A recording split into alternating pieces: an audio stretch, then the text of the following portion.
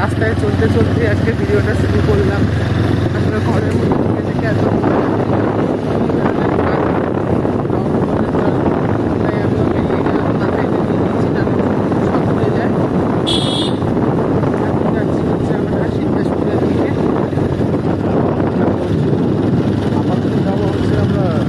এখান থেকে pick up করতে হবে অর্ডার, তারপর ওখান থেকে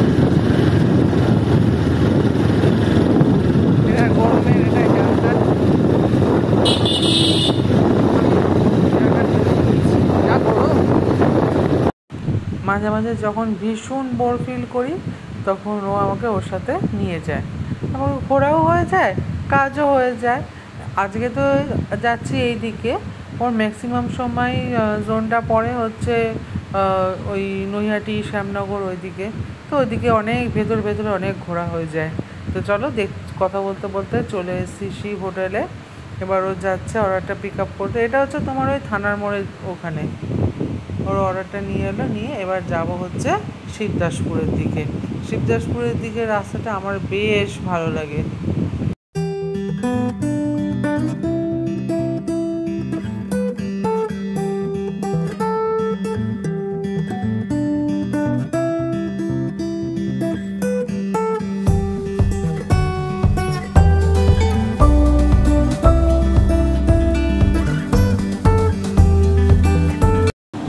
এখন হালিশহর পাঁচমাথা মোড় থেকে যাচ্ছি হচ্ছে শিবদাসপুরের দিকে। এই শিবদাসপুরের দিকে শীতকালে যদি ভোরবেলা যাওয়া যায় খুব খুব সুন্দর লাগে। আগে আমরা যেতাম প্রায় মাঝে মাঝে, মানে যখন মা ছিল তখন। তো চারপাশটা পুরো গ্রিনারি, আর বিকেলবেলাও গিয়ে দাঁড়ালে খুব সুন্দর হাওয়া দেয়, বেশ একটা মনোরম পরিবেশ থাকে। আর এই গ্রিনারির মাঝখান দিয়ে আমরা যাচ্ছি হচ্ছে আমাদের ডেস্টিনেশন শিবদাসপুরের দিকে। ওর অর্ডারটা যেখানে ডেলিভার করতে হবে আমরা প্রায় সেখানে চলে এসেছি। আর আস্তে আস্তে দেখো সন্ধেও হয়ে গেছে, পুরোপুরি অন্ধকারটা হয়নি এই তবু রক্ষে। ওখানে তো গ্রাম, তো ওই জন্য অন্ধকার থাকে রাস্তাগুলো, লাইট পোস্ট বোধহয় অল্প আছে। ওখানে গেলে চারপাশটা দেখলেই বুঝতে পারবে যে গ্রাম।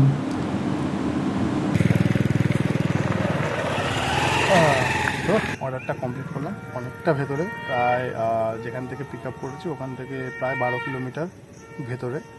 এটা দাঁতপুর, হ্যাঁ দাঁতপুর পিক আপ করলাম। এবার ডেলিভারি কমপ্লিট হয়ে গেছে, এবার ব্যাক আবার নিজের জোনে।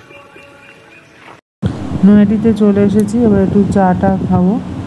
আর এই বিস্কুটটা ঠিক ঠেকুয়ার মতো খেতে ছিল। তো আমরা এখন আছি হচ্ছে বম্বে বিরিয়ানির সামনে।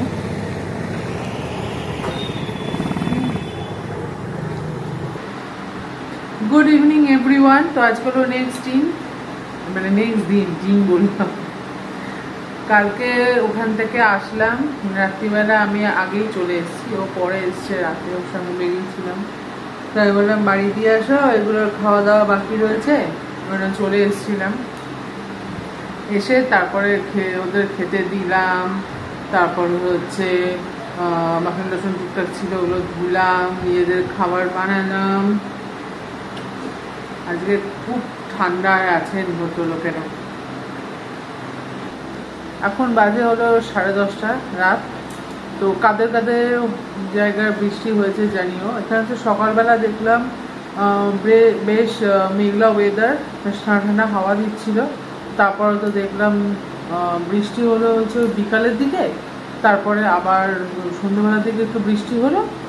বিকালের দিকে যে বৃষ্টিটা হয়েছিল বেশ ভালোই হয়েছিল, মানে দুপুরে বিকেলের যে মাঝে মাঝে সময় বৃষ্টিটা হয়েছিল বেশ ভালোই হয়েছিল। তারপরে সন্ধ্যেবেলা একটু বৃষ্টি হলো, এখন বেশ ঠান্ডা ঠান্ডা হাওয়া দিচ্ছে। যে ঝড়টা আসার কথা, যে জায়গায় প্রকোপটা পড়েছে, সত্যি খুব খারাপ লাগে। ঝড়গুলো না হলেই হয়। আমরা তো বাড়ির ভিতর রয়েছে, কিন্তু যে বাচ্চাগুলো বাইরে রয়েছে, যে মানুষেরা বাইরে থাকে, তার মানে বাইরে কাজ করে যারা, তাদেরও সমস্যা, তাদেরও একটা মানে তাদেরও একটা টেনশন থাকে তাদের জন্য। আর যারা রাস্তায় থাকে, যাদের কোনো আমাদের মধ্যে বাসস্থান নেই, রাস্তায় থাকে যারা, যে পশু প্রাণী মানে পশুরা রয়েছে, মানুষ রয়েছে, তাদেরও এই মুহূর্তে কতটা কষ্ট। সত্যি ভগবান, আমার মহাদেব তাদের সঙ্গে অবশ্যই থাকবেন। এখন যাব হচ্ছে ফুচকা দুটোকে খেতে দেবো, 10:30 বাজে, খেতে দেবো ওদের। তারপরে একটু ভাত বসাবো, এখনও আসেনি, আস্তে আস্তে একটু রাখতে হয়, তারপরে ভাত বসাবো। আজকে ও দুপুরবেলা বাড়িতে আসেনি খেতে, বাইরেই আজকে লাঞ্চটা করেছে। আমি একটু খেয়ে নিয়েছিলাম, তখন প্রায় 5টা বাজে, অনেকক্ষণ ওয়েট করে বললো খেয়ে নাও, তখন আমি খেয়ে নিয়েছিলাম। ঝড় বৃষ্টির ওয়েদারে সকাল সকাল এই হলো মর্নিং, এই হলো আমার শান্ত ছেলেটা, দেখি বাবা। আর এই দেখো আমার দুষ্টুটাকে দেখো, এই হচ্ছে আমার দুষ্টুটা। হ্যাঁ বাবা, বুঝি বাবা, খেলু হচ্ছে, খেলু।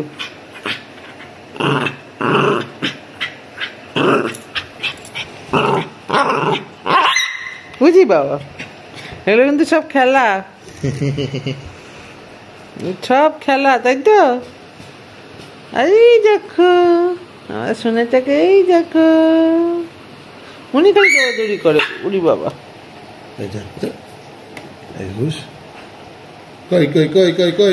বাঁধাকপি সোনা, উজি বাবা লে।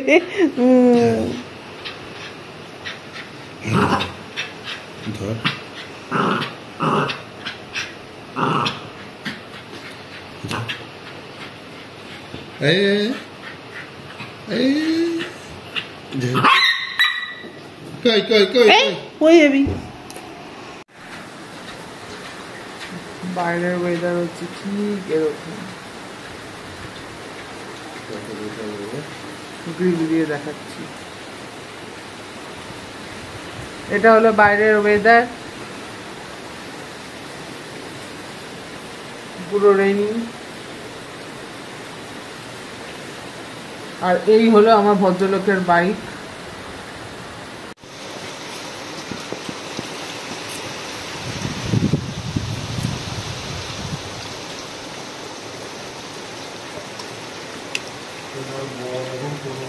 কাজ করবে